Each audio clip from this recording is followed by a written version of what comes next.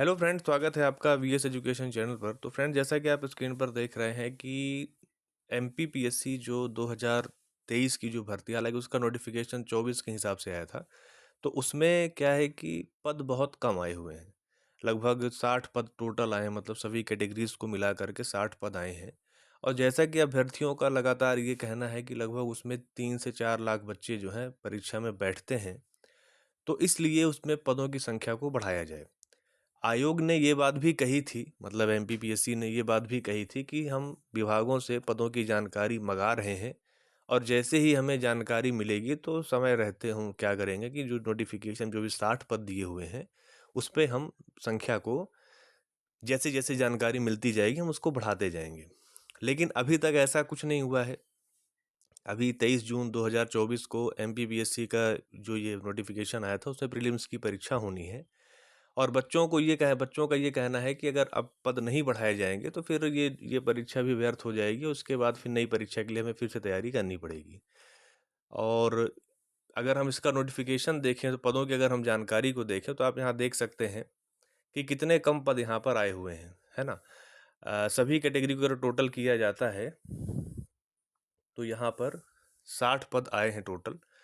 और मतलब आप ये समझ सकते हैं कि इस परीक्षा में जो सबसे ज़्यादा टॉपर बच्चे होंगे उन्हीं का इसमें सिलेक्शन होगा। और सरकारी नौकरी का आप हाल जानते ही हो कि किस्मत का खेल बन चुका है, क्योंकि एक तो बच्चे इतनी मेहनत करते हैं, अपना समय लगाते हैं, उसके बाद जब पद कम हो जाता है तो उनकी सफलता की जो संभावनाएं हैं वो भी बहुत कम हो जाती हैं। इसी तरह का मैटर आप सभी को पता है कि वर्गे की जो परीक्षा, एमपी की जो वर्गे की परीक्षा हुई थी उसमें भी यही चीज़ें सामने आ रही हैं। एमपीपीएससी में तो फिर भी ये है कि हर साल परीक्षा होती है। इस बार 60 पद आए, हो सकता है अगली बार ज़्यादा पद आ जाएं। लेकिन परीक्षा में एक मतलब एक रेगुलर तरह से परीक्षा हो रही है, हर साल परीक्षा का आयोजन होता है। तो अगर बच्चे मेहनत करते हैं तो उनको साल, 1.5 साल, 2 साल, 3 साल में अपनी सफलता का उनको फल मिल जाता है। लेकिन जहाँ वर्गेक की हम बात करें तो वहाँ 5-5 साल में भर्ती आती है, तो कोई एक अनसर्टेनिटी बनी रहती है कि पता नहीं अगली भर्ती कब आएगी, हम कब तक तैयारी करते बैठे रहेंगे। इसका कोई लिखा लेख नहीं रहता है। और एमपीपीएससी में एक बात ये भी है कि इसमें कोई गेस्ट सिस्टम नहीं चलता है कि हम डिप्टी कलेक्टर को गेस्ट के रूप में रख लें आधे वेतन में, है ना। डीएसपी साहब गेस्ट में आ जाएं आधे वेतन में, ऐसा कोई प्रावधान एमपीपीएससी में फिलहाल तो नहीं है। लेकिन ये जरूर है कि वर्ग एक की परीक्षा हो या फिर आप वर्ग 1, 2, 3 जो शिक्षा व्यवस्था की हम बात करते हैं तो वहाँ गेस्ट सिस्टम भी चलता है।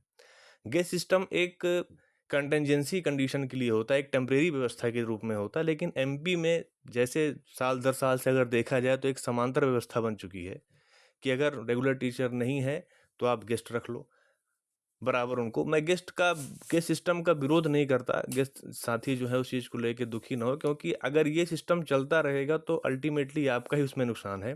क्योंकि जब रेगुलर भर्ती नहीं आएगी तो उसका खामियाजा आपको भुगतना पड़ेगा, आप गेस्ट के रूप में ही कार्य करते रह जाएंगे। तो एमपीपीएससी का मेन मैटर है यहाँ पर, मेनली मैं उसी पे बात करूँगा। तो यहाँ पर वो पद वृद्धि की मांग कर रहे हैं कि एमपीपीएससी में भी जो पद हैं उनकी संख्या को बढ़ाया जाए, ताकि ज़्यादा से ज़्यादा जो कैंडिडेट्स हैं उनका वहाँ पर सिलेक्शन हो पाए। अब ये देखने की बात होगी कि सरकार इस पे क्या एक्शन लेती है। तो जैसे ही उसमें कोई अपडेट आएगी तो मैं आपको यहाँ पर बता दूंगा। तो ठीक है फ्रेंड्स, अगर आपको मेरा वीडियो अच्छा लगा हो तो आप उसे प्लीज़ लाइक कीजिए, अपने फ्रेंड सर्कल में शेयर कीजिए, और चैनल पर अगर पहली बार आ रहे हैं तो प्लीज़ आप चैनल को सब्सक्राइब कर लीजिए। Thank you.